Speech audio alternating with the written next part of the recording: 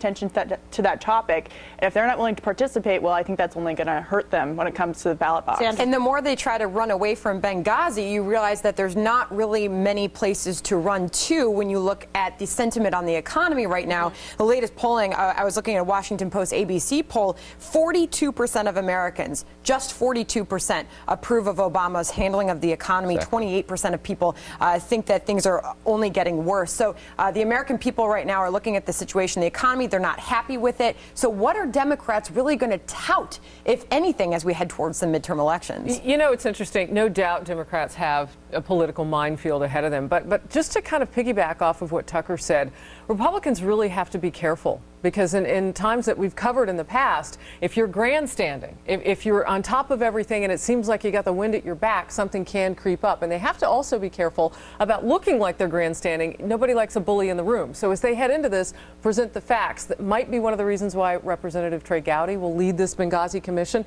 Former prosecutor. Big fan. Ask the tough questions without it looking like a hurrah day. Darrell Issa has had some troubles in the past with trying to kind of be more moderate in his tone.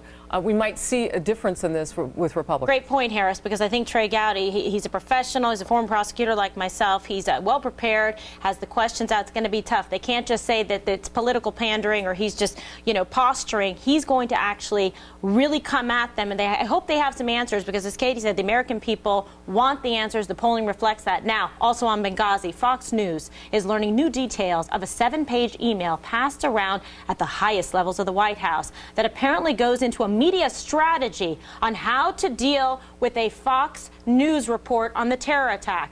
Now, a report alleging that U.S. officials knew the attack on our consulate was terrorism within the first 24 hours. The State Department is withholding this email, citing executive privilege. Tucker? We don't need the email to know that it's true. It's obvious, and every other document we've received so far, none of which bears Hillary Clinton's signature, by the way. We're still waiting for those, and we'll get them. Indicates that, of course they knew, because it was apparent that this was an act of terrorism and not a spontaneous response to a YouTube video. They lied about it. There's really no question at all at this point. I think it's a big deal.